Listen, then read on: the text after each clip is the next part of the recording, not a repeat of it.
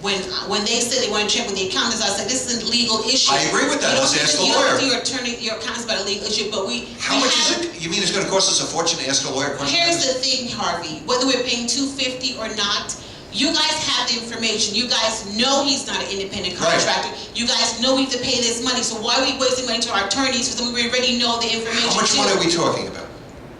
Money we shouldn't be wasting. It's wasting money. They might even answer you without a fee. There's $250 an hour. Doesn't anybody want confirmation that we have to do this? Stop talking and calculate. You got 7 months that he's gotten full salary. Say 10, 14% of that. He's been here 6 months and he's had 8 days off with pay. That means it's not a contract. 6 months. Contractors don't get vacation. 6 months. He was here, he started May, June, July, August, September, October is 6 months. And he's had 8 days off. Monday morning flu, Monday morning problems with his bowel, vacation day. It's a wild weekend. What do you want? The fight probably would be between what we pay and what we have to, and what he has to pay would be probably in the area of $3,000. Marvin, you're a very sensible man. I've always thought so. Do you think we should verify this before we go through this hardship for both us and him? Absolutely. You do? Absolutely. You agree with me? Absolutely. However we verify, I make a motion that we verify this before we go ahead. I mean, I think we ought to be on solid ground because exactly. We could end up paying dearly. We can open up Pandora's box too. Well, I think he'd agree with us that we should be sure first. I think he'd agree with us. All right. Tell me exactly what you want me to ask the lawyer. What? Without yelling, Moni, please. Okay. That wasn't yelling. Okay, here we go. Ask what you want me to tell All you. right. What shall I ask the lawyer? Let's go. Well, personally, I would say you tell the lawyer the situation that we have an employee that when you do the litmus test, he meets all the criteria of being an employee. However, he is being treated as a contractor tax-wise, not paying any Social Security and so on, and we're not matching it. And what should we do to correct the situation? We hired him as an employee. He called the accountant and said, I don't want you to take taxes out of my pay. I want to get a 1099. That's basically what happened. I understand that's true. He's getting all his benefits, not the benefits. Okay, I disagree with that. I think we should verify with the IRS like I did, because that's free to us. We can't afford to be wasting money with our attorneys I because, just want someone to say we fine, have to do this. go have the IRS verify They're going to it. say, just pick it up where you left it. That's what they told me we need to do. Pay the back amount before December 31st to avoid any fees, penalties, and jail time for people who broke the law. So he needs to pay back all the taxes that he should have been paying. Hopefully, Vishnu would be able to know how to do that. Brenda, Monique said the IRS, not the accountant. That's what the IRS said. So how do we find that out? We call them? Who's going to do that? Are you going to do that? Okay, Monique's going to follow up with the IRS and get it in writing. And Okay, then, next. okay.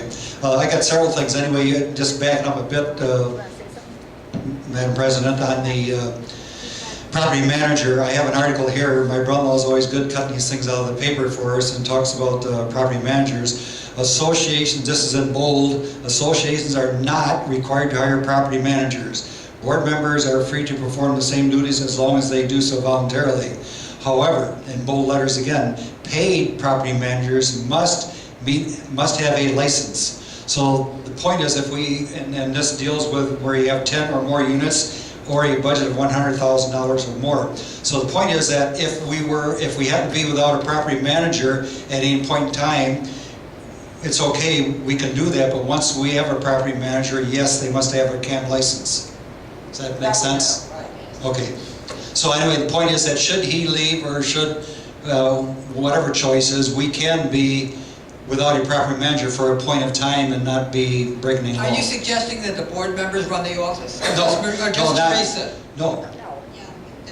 No, I think he's just, like, as I was mentioning earlier about that, because you had told us that we couldn't. So he's just putting it that it is in writing that that's not the case. So we have it in black and white for anybody who questioned that, because it's not true. Well, the lady I spoke to in Tallahassee didn't tell me that.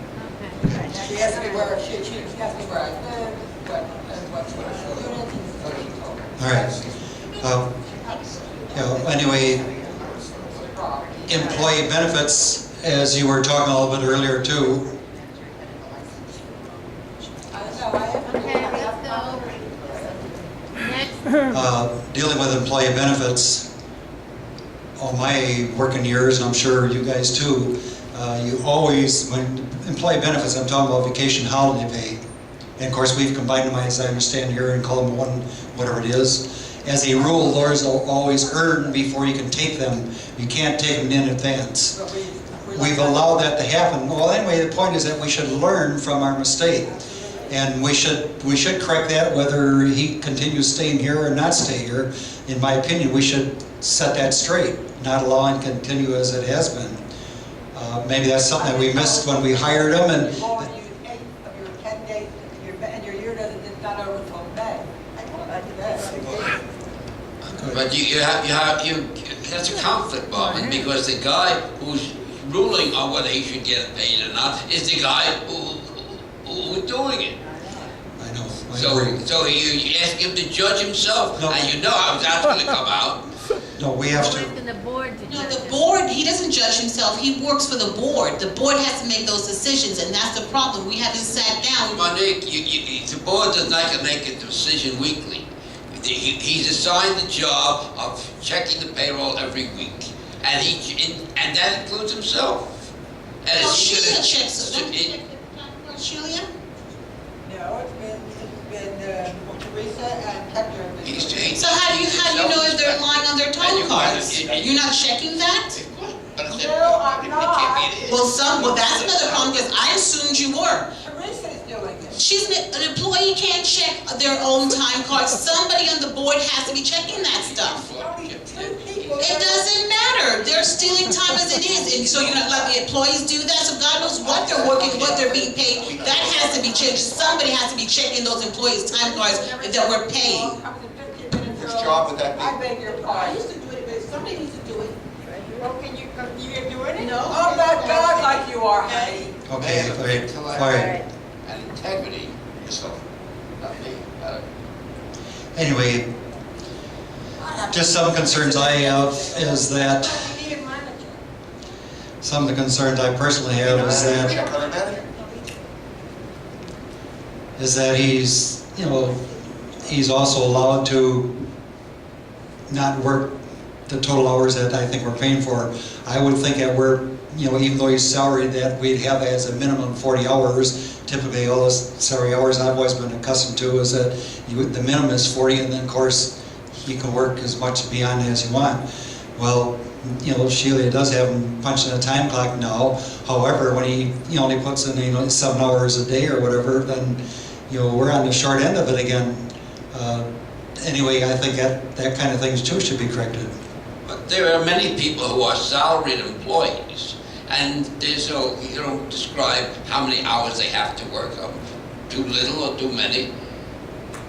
I mean, many jobs like this one requires some evenings, so maybe you get a call on a weekend. Theoretically, if he's an employee, we have to pay him overtime if he gets a call or parking lot on a Sunday. And we don't do that. He should be a salaried employee. He And is in salary. a job description to describe the fact that maybe more than the. Didn't make a job description. Right, so we need to really do that. We need to sit down for all of our employees.